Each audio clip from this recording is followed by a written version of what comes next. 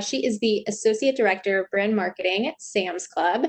And joining us back again is our good friend TK, the Director of Industry Solutions at Arm Treasure Data. They are joining just in a moment. It always takes a second for our speakers to get loaded up. Oh, there's a friendly face. How are you, Yvette? I'm good. How are you doing today? I'm doing okay. Happy Thursday. All right. Okay, so I'm gonna disappear and let you guys kick things off. Great. Awesome. Thanks, Lauren. Hi, Yvette. How are you? I'm doing well. How are you doing? Good, thanks. How's the weather where you are at? The weather's great. I'm in Texas. It is extremely hot. So I'm loving that. Super excited to have this conversation with you. I thought we could kick it off, with if you could share what has really changed over the last 6 months or so at Sam's Club. Every one of us did not anticipate the effort and the changes that are required to just do things that we take for granted, and I was wondering if you could share from your perspective, what are the learnings, what are the key changes that has happened over the last few months? Right. I mean, like so many others, what hasn't changed? There have been so many changes within our business, but it's great to be a part of a company where we can kind of like always be fluid and agile and move as our consumers move. I would say the things that like I've really noticed being in my position has have been the need to get real-time insights from our members. So we're constantly, doing surveys, quant and qual testing to get feedback from members, but to be able to get it in real time has been a huge adjustment. In our business and our insights team, they've been amazing at helping us just constantly know how the member is thinking and what mindset they're in. I think the other huge one I would say is, like a lot of retailers, I feel like we lean in heavily in product marketing and really talking about, here are some great products we have, or highlighting sales and like, hey, we're having a sale on these items. But ever since March, we've kind of really started to lean in specifically in our social channels with humanity. And we've seen that the engagement from our social channels has just significantly increased when we're leading with humanity versus product first. And I think that's amazing. I think it's something that we've talked about as an organization, and you really have to find like what's that perfect balance. And we've just seen it be significantly successful for us to lead with humanity, whether it was, the thank you ad that our CEO put out, and it was kind of like our first national TV run, or, just really having the frontline associate perspective and getting their stories out in front of our members to see just like how they're even coping with everything that's going on.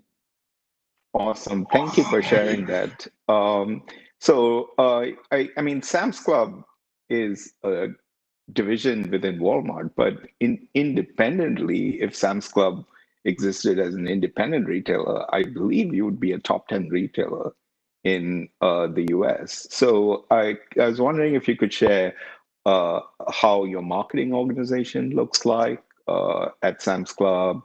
It would be helpful to get some visibility into the functions and responsibility.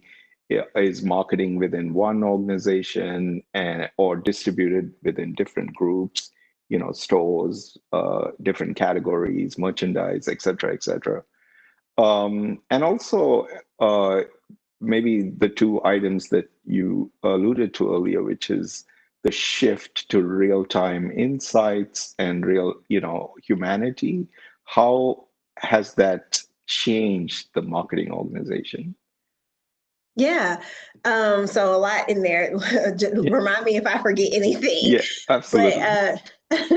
the first one I would say was like how our organization's kind of set up. So we're really we have our marketing and membership organization kind of work hand in hand together. And so we have a lot of people that are headquartered in our Bentonville office, and there are kind of different teams within those sectors. So of course we have a team dedicated to membership, which is going to focus on live like our acquisition efforts. And then you have kind of, our brand and social team, which they do a lot of kind of brand marketing and, run our social channels. And then you have a engagement marketing team. So Sam's Club has these kind of key events that we have every year, whether it's our instant savings booklet that goes out 8 times a year. And so that's an event in the club, or if it's, holiday or what used to be 1-day sales events, which now are transitioning into a week-long events.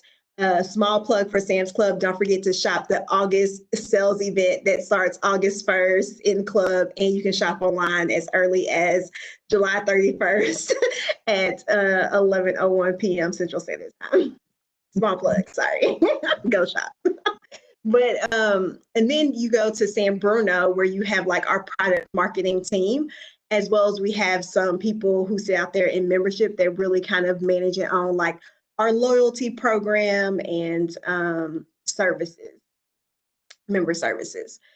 So real huge marketing organization, not as large as Walmart's, but still, we're huge in our own right and very good about being agile and extremely member obsessed and making sure that we're, following what the member mindset is to make sure we're delivering the best experience. Awesome. I think your other question was around the humanity part and how that is shaping the organization. I think it's just, I feel like we all get a sense, like a good feeling hearing the stories of like how associates are dealing with, the state of the world right now. So just being able to see how like our associates are frontline associates are taking the extra steps to service in the club. Also hearing like how our organization is doing things to always keep the member first in mind, their safety and their health. I think a lot of, we're getting a lot of feedback, great feedback from our members on the things that we're doing. One of the things that, I'm really proud of our organization for is how they adjusted so quickly within 6 days to get our senior concierge service off the ground. So from ideation to implementation, just 6 days to really get that program started. But even reminding our customers of the great technology that we already had established, which was Scan and Go, and how they can shop the club, contact free, and really get in and out. So really just reminding our members of those great services and benefits and, keeping them first and foremost as we're servicing the community. Awesome. Thank you. My understanding is, Sam's Club is the innovator typically within the Walmart family, and a lot of ideas are first tested there, technologies are tested there. You talked about the concierge service. I know you've had double-digit growth in revenues in the e-commerce channel, and curbside was rolled out and things like that. I was wondering if you could share your experiences and the organization's experience around moving customer-driven innovations so quickly to serve the customer at the store is coming to the customer, et cetera, et cetera. Yeah, I think it really comes from being able to tap into a member base. So, and that's one of the biggest difference between us and Walmart is that we are a membership organization and we are able to get that feedback from our members, I feel like in a more rapid manner.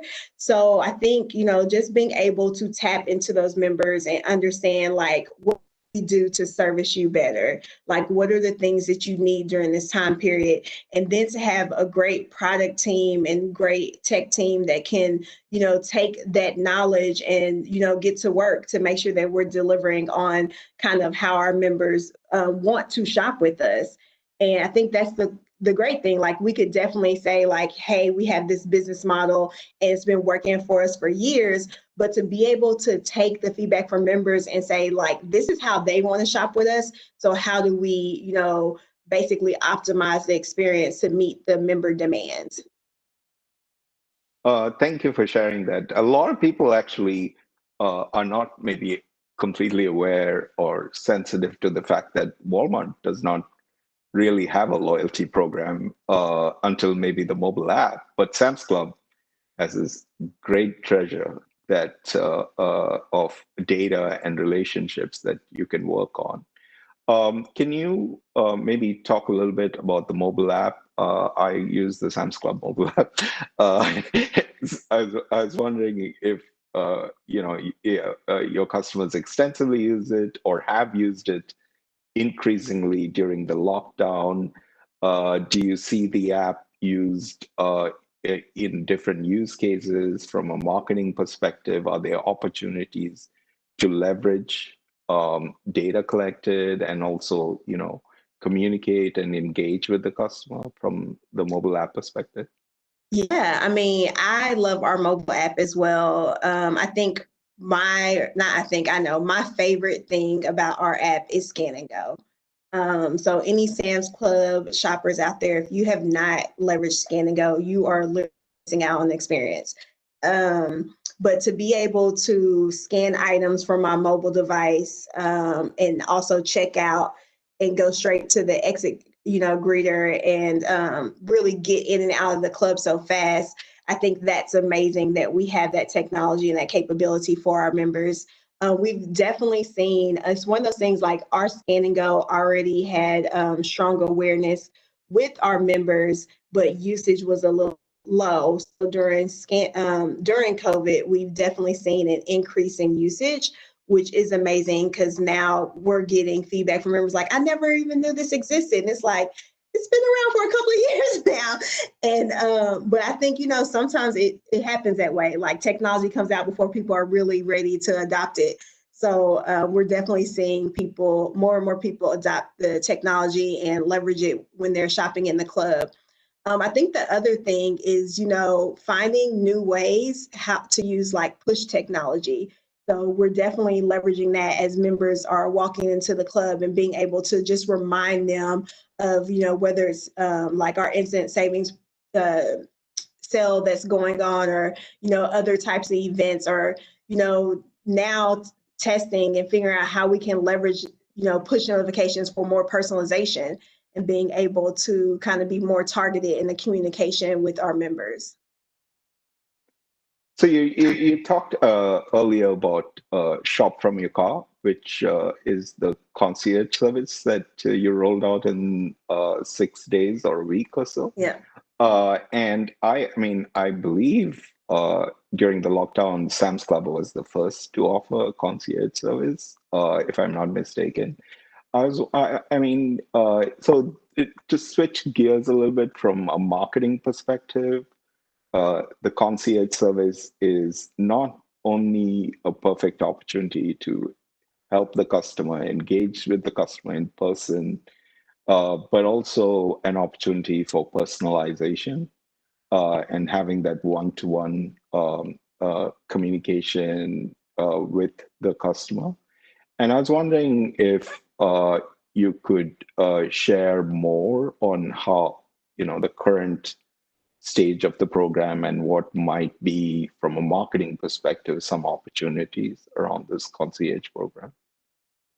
Yeah, I mean, I think we have an opportunity to try to really lean even more in like predictive shopping and we have the data to understand how our members are shopping, what they're shopping. So, it would be nice to see that technology evolve to really, not necessarily have to have the member tell us what they want to buy, but for us to kind of like say, oh, we already like you've been here and we see that you like this and this. Should I like add those to the cart this week as well, or whatever the case may be.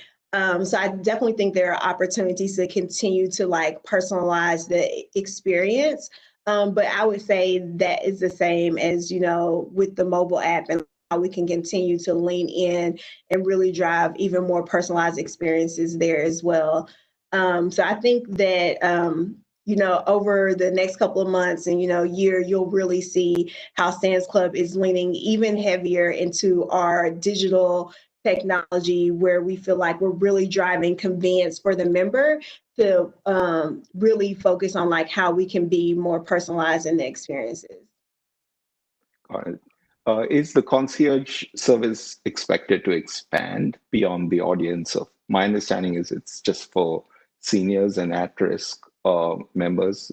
Is it going to be broadly available to all the members in the future? We have had those conversations. I think it's, just making sure that we're properly staffed to keep up with that type of demand, because we wouldn't want any member to have a negative experience. But so the conversations are taking place, but I don't have a definitive answer on that today. Okay, thank you. It would be nice though. I would like to have concierge service myself. Especially, I mean, there's a selfish reason why I asked you that. No, I'm still walking in the club. So earlier today, I spoke about digital transformation and how customer data plays a big role to drive that transformation. Sam's Club and the Walmart family is a leader in using data in every single thing. And I was wondering, is digital transformation, customer engagement, using data and building more loyalty among your members with data, some of which you alluded to a little bit earlier, is this very topical from an investment perspective? And if you can provide us, some color and maybe commentary around what is happening, what is the aspirations and things like that, that'd be helpful. Oh, yes. I mean, we, like, as the organization, and I've probably already said this a couple of times, we are very member obsessed. And so having that mindset and knowing that, we always want to deliver like the best member experience means that we have to invest in ensuring that we're, understanding our members and like the mindsets that they have.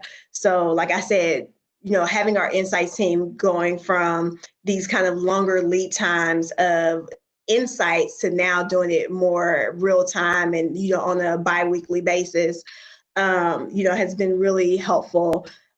Even from, I would say, a digital transformation standpoint, I think, we're always having those conversations, but recently I've been a part of conversations where we're talking about like, how do we optimize the online experience? And a lot of that came from sitting in focus groups with our members and just hearing, well, what do you think about our website? And like, if it's not our website, who is the best in class? It doesn't have to be a retailer, but, once again, wanting to make sure that they're having the best experience with our with the company.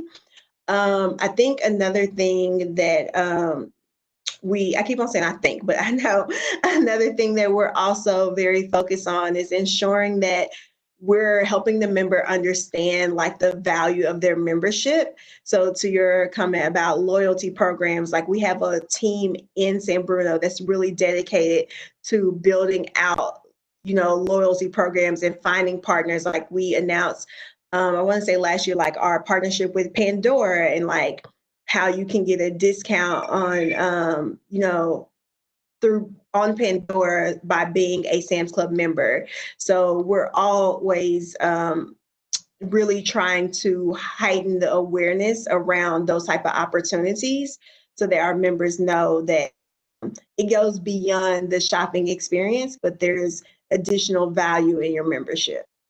Awesome.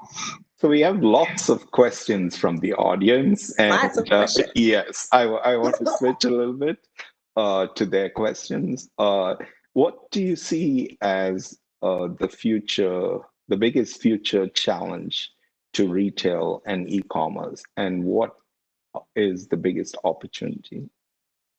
That's a very good question. The biggest challenge to the future of retail, and e-commerce.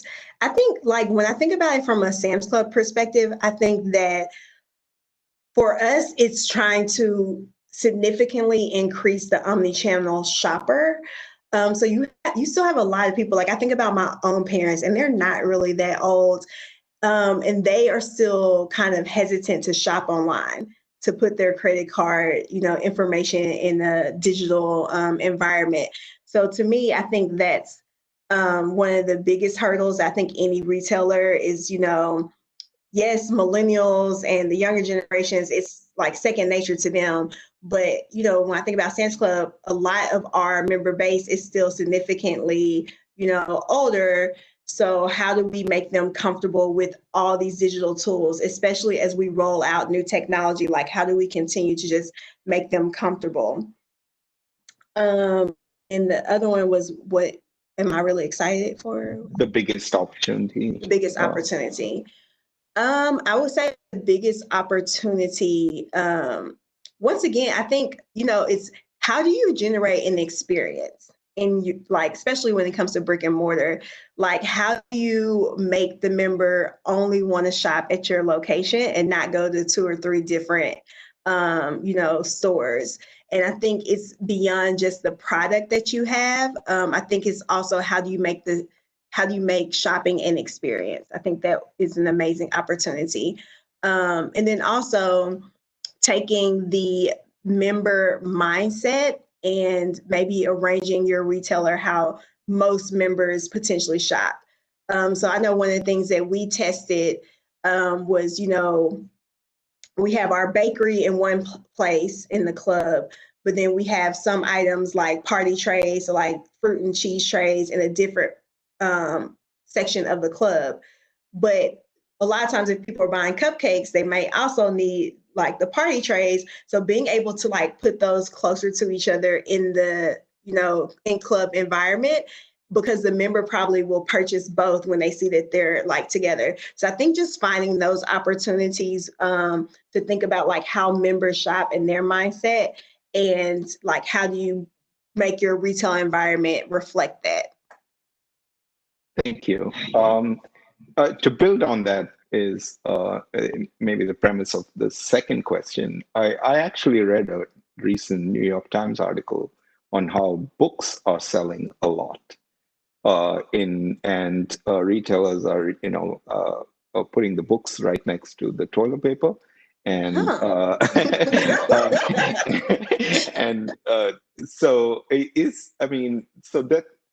that is an example of how merchandise has changed. Yeah. And are you looking for opportunities to change and alter the portfolio of merchandise? And for example, if you were, from an e-commerce perspective, shipping larger units as opposed to items of one, is that something that you're considering?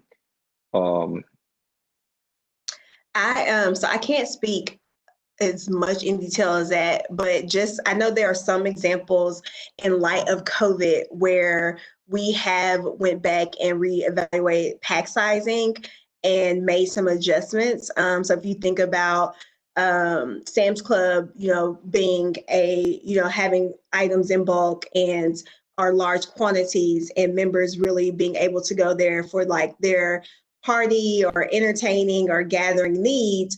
We know that a lot of people aren't gathering in the numbers that they were pre-COVID. So there have definitely been instances where we've kind of gone through and, made some adjustments to pack sizes to still be able to cater to our member base.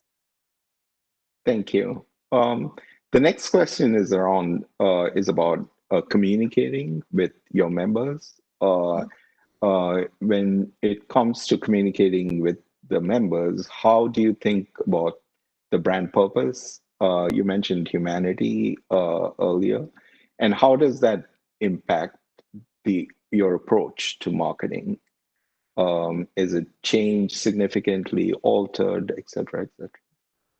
Yeah, so we in around I think 2018, we really started to kind of refresh our brands. And so not necessarily like our brand purpose, but our positioning is expect something special. And that definitely comes to life in how we talk about our brand today and products.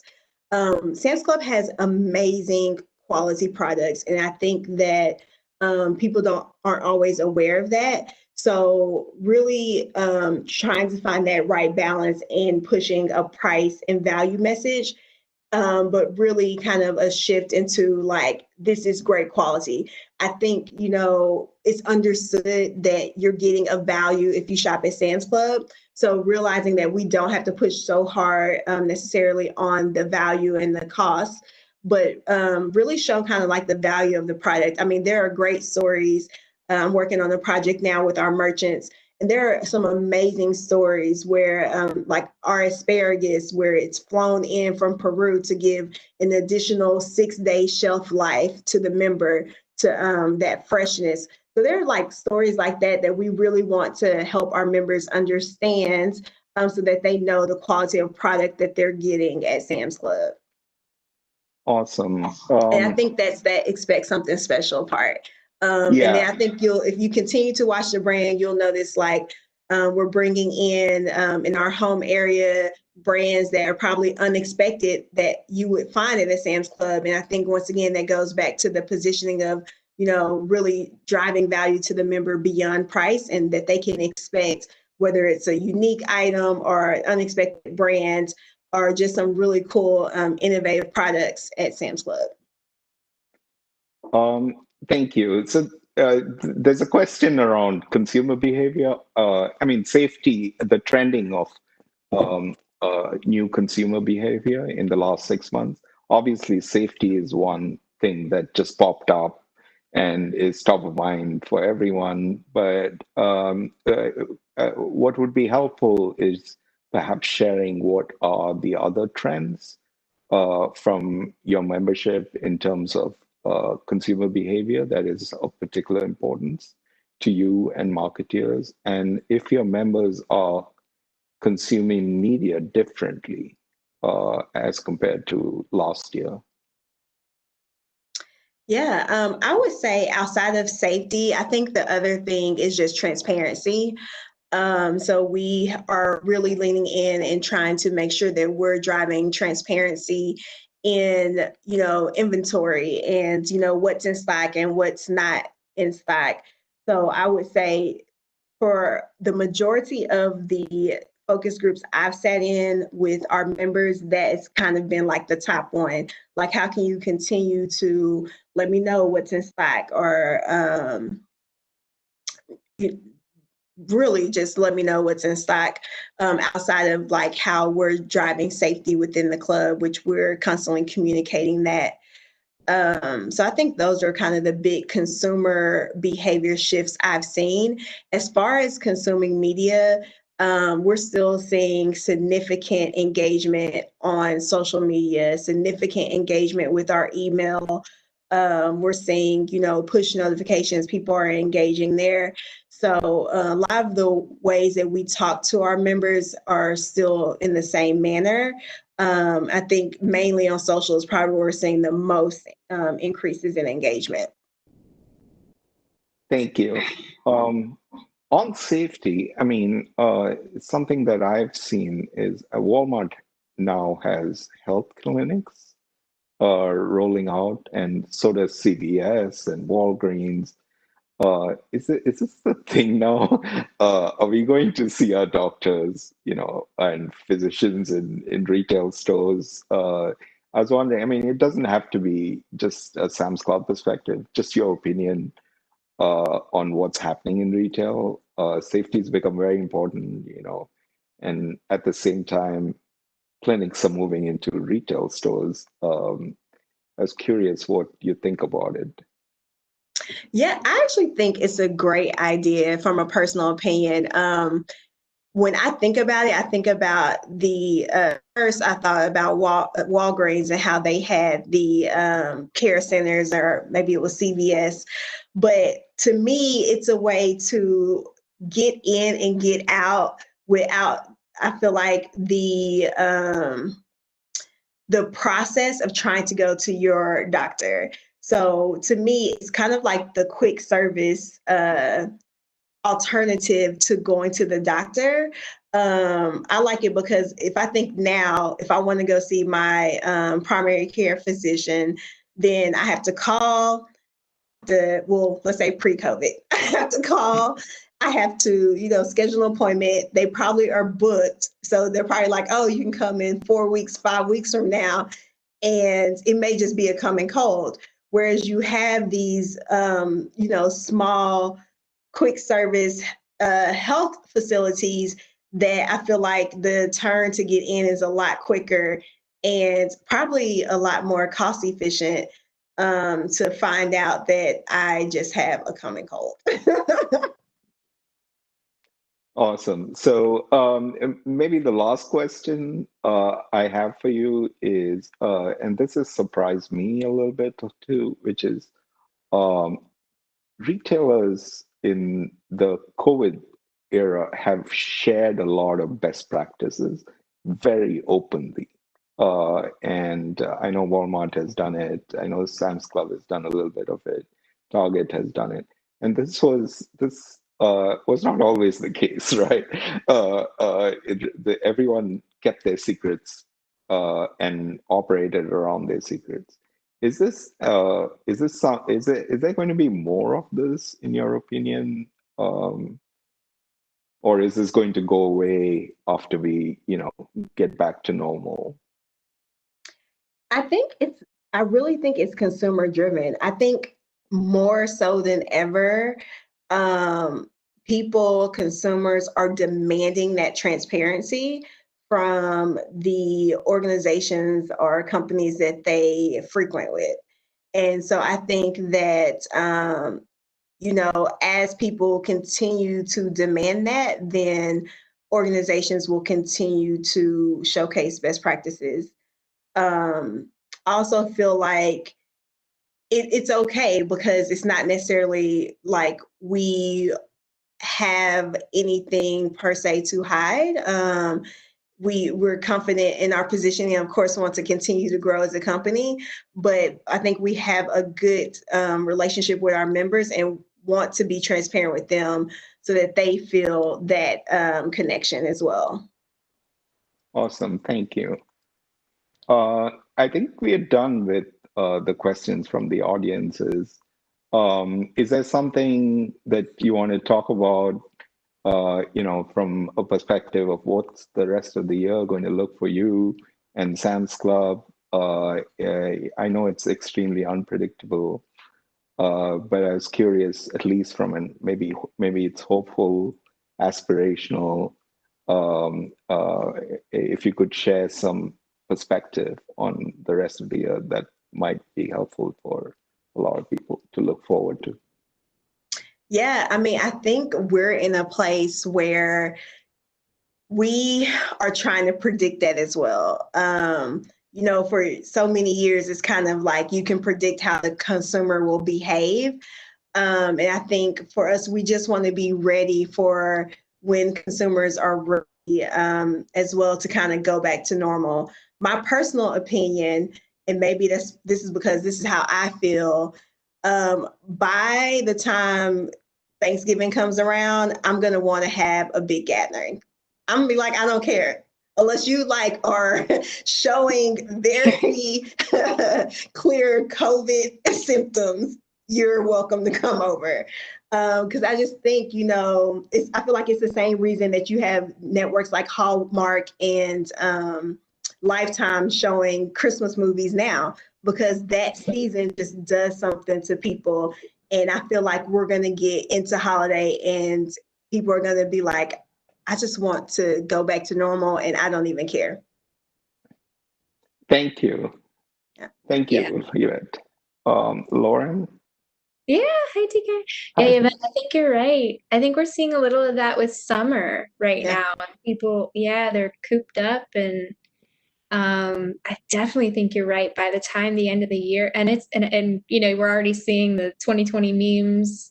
We're Yep. really going to be feeling it in 4 or 5 more months too. So yes, I think you're right.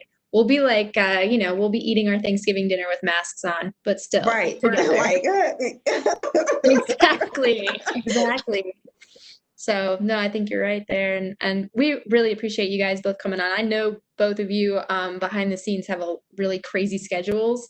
So we appreciate you guys taking, an hour out of your day to join us. yeah, thank for you the so much for opportunity. having me. TK, it was great chatting with you. Likewise, Yvette. Thank you. Bye-bye. Awesome. See you guys Bye, soon. guys. All right. So for our last session, we're excited to have